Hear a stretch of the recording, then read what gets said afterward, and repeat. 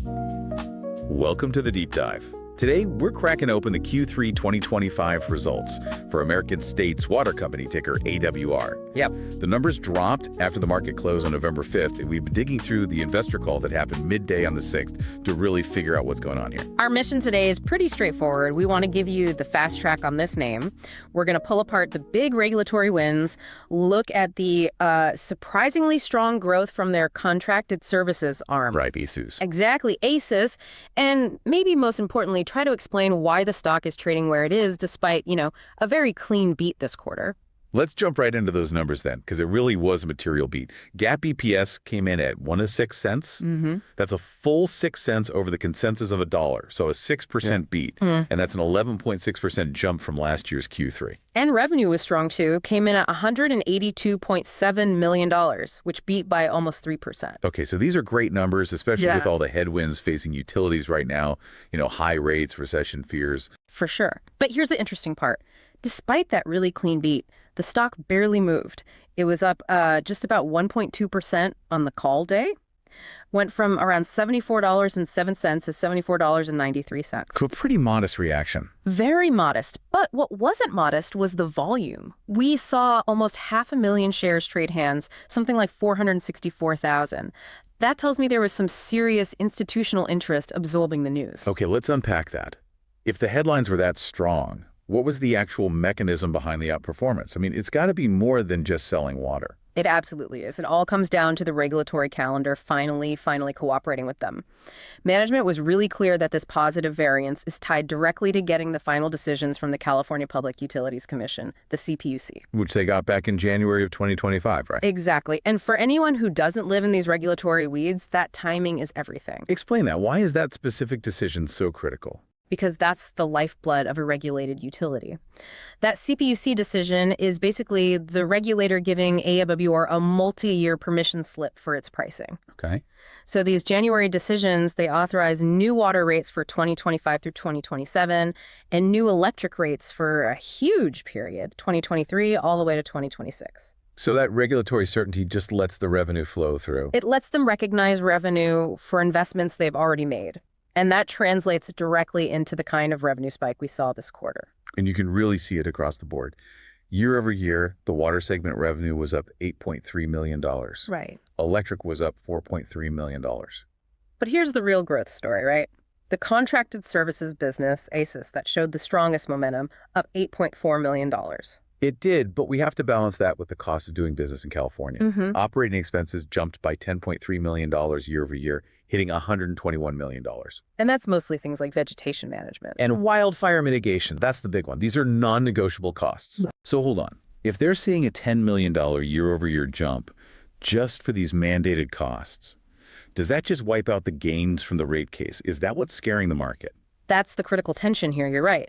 But the good news is, even with that $10.3 million headwind, their operating income still grew by a really robust 11.9% year over year. To $61.7 million.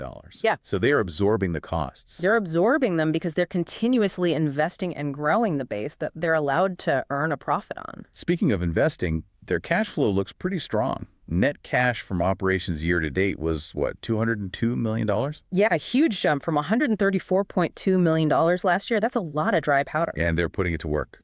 Management said they're on pace to invest between $180 and $210 million in infrastructure this year alone. And that leads us straight to the most important concept in all of this, which is the rate base. Okay, let's pause there. For a lay investor, what exactly is the rate base? Think of it as the company's certified asset pool. It's the total value of all their stuff, the pipes, the plants, the wires that the CPUC allows them to earn a profit on. So a bigger rate base means more guaranteed profit. It is the engine of profit growth, and that's why they're pushing this story so hard. Golden State Water's rate base grew at a compound annual growth rate of 10.4% from 2021 to 2025. It's now at $1.456 billion. And they're putting another, what, $573 million in over the next few years to keep that going? Exactly. That's the long-term story. Let's circle back to the high growth part, though. ASUS, the contracted services side. Right. ASUS is the growth lever here. It added $0.19 to EPS this quarter. That's up from just $0.11 last year. A huge jump. A huge jump. And it was driven by more construction activity and resolving some price adjustments on their contracts. And what's wild is the visibility they gave. They've already been awarded $28.7 million in new construction projects that will run through 2028. They've locked it in. And their guidance is crystal clear. For 2025, they're expecting ASUS to contribute between $0.59 and $0.63 to EPS. And it keeps going up in 2026. It accelerates. They're projecting 63 to 63 cents for 2026. And management made a point of saying this doesn't depend on winning many new military bases. This is just them executing on their existing backlog. That's confidence. They also have a huge new community in Northern California they got approval for. Something like 3,800 new connections in the next 5 years. Yeah, with a total build-out of 17,500 units long-term. That's a classic utility catalyst. But this brings us back to the regulatory complexity. The thing that's probably holding the stock back. I think so. The CPUC ordered their water segment to transition from what was called full revenue decoupling to a new system. It's called the Monterey-style Water Revenue Adjustment Mechanism, or MRAM. Okay, MRAM.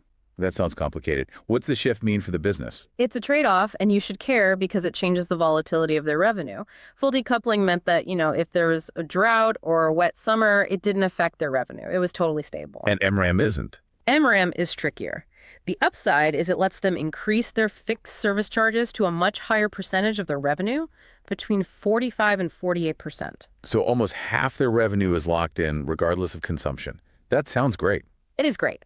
But the downside is it reintroduces some volatility based on how much water people actually use. The old system got rid of that completely. So they get a higher fixed base, but take on consumption risk again. Okay, I can see why the market might not love that change. It's a hurdle. Management did note they have a sales reconciliation mechanism to help, but it definitely adds complexity. And what about the broader industry? I saw they commented on that massive American Water Essential Utilities merger. Yeah, the $40 billion deal. They basically said their strategy is still organic growth, leveraging that 10.4% rate-based growth, but they're open to smaller tuck-in deals. So if we connect all these dots, confirmed rate-based growth, the ASUS earnings, pristine credit ratings, great dividend history, why is the market punishing this stock? That's the billion-dollar question, isn't it? Correct. AWR is down 10.8% over the last year, and that's including dividends. Meanwhile, the utilities ETF, XLU, is up 11.2%. Wait, that's a 22-point performance gap? That is staggering. It suggests the market is deeply, deeply skeptical about something. It is. The market is still hammering them for those California-specific risks we talked about. The wildfire costs, the new regulatory complexity from MRAM. Even with the good news, that skepticism is just baked in. And yet, you have an unbroken dividend since 1931, a recent 8.3% raise. All signs point to a rock-solid business that's just out of favor. Exactly. And that, I think, leads us directly into a strategic thought experiment. Yeah. The market is valuing this company as if the risks will cap its potential forever. And that brings us to our This Is Not Financial Advice segment. Here we pitch one wild but maybe plausible trade idea based on what we've just discussed. So the idea we're pitching today is a long AWR short XLU pair trade. Okay, a pair trade. Why bet on relative performance and why AWR specifically? The rationale is all about that massive and, I think, unjustified discount. AWR has a confirmed path to grow earnings with that 10.4% rate-based CAGR. They have a high-growth ASUS business, and yet it trades at that 20+% discount to the sector. So you're betting that the regulatory certainty and the ASUS growth will finally be enough to close that gap? That's part of it. But the real catalyst, the pop, could be strategic. That $40 billion merger for American Water and Essential proves there's a huge appetite for quality water platforms. And with AWR's California footprint and its A+ credit rating, it becomes a very attractive M&A target. The plausible trade is to bet that AWR is the next domino to fall. And the mechanics are you go long AWR and you short the XLU ETF to neutralize the broader sector risk, like interest rates going up or down. Exactly. You're trying to isolate the company's specific story.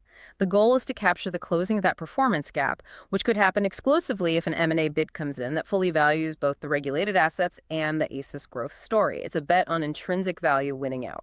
So to quickly summarize our deep dive, Q3 was financially very strong, driven by those CPUC rate cases finally coming through. Right, and you have that robust, non-regulated ASUS growth, plus a massive CapEx plan to keep expanding that all-important rate base. Over $500 million in the next few years. AWR's long-term story is really a slow, compounding build. Predictable dividend growth, expanding rate base. The question for you, the investor, is whether the market keeps focusing on the MRAM shift and the wildfire costs, or if this new multi-year regulatory certainty finally forces that valuation gap to close. It's a race between perceived risk and confirmed value. That's a good way to put it. And remember, this discussion, especially that last segment, is purely for informational purposes. It is not financial advice. Always do your own research before making any investment decisions. Thank you for joining us for this deep dive.